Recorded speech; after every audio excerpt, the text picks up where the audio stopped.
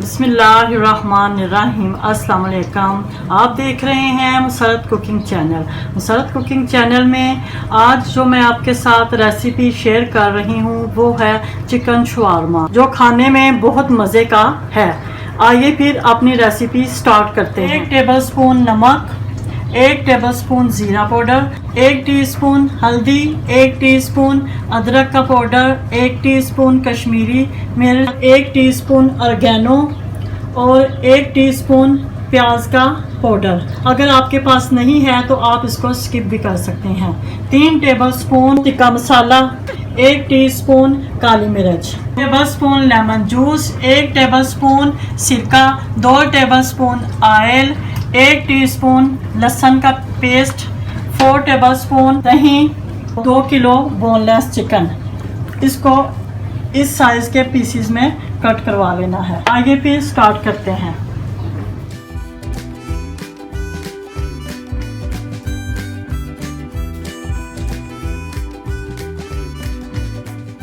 अब अच्छे से मिक्स करेंगे।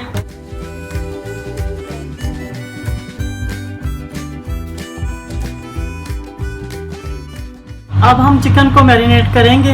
अच्छी तरह इसके ऊपर मसाले को लगाएंगे।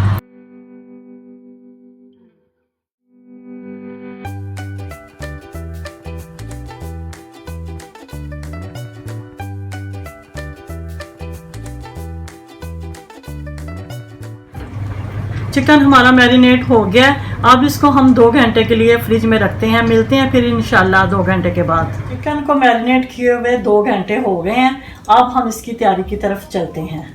आलू का पीस ले लें, इस तरह कटिंग कर लें दोनों साइडों से। फिर अल्युमिनियम पेपर लें, इसके अंदर इसको आलू को कवर कर लें। बर्तन ले लें, उसके अंदर इस तरह आलू को दबा के रख दें और बारबेक्यू स्टिक ले लें, 6 पीस या 7 पीस। ऐसे स्टिक को आलू के अंदर लगा लें, ऐसे।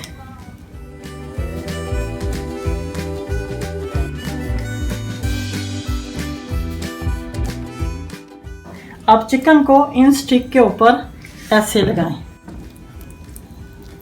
ऐसे बारबेक्यू स्टिक के अंदर, जैसे चिकन शवारमे के अंदर चिकन को लगाया जाता है।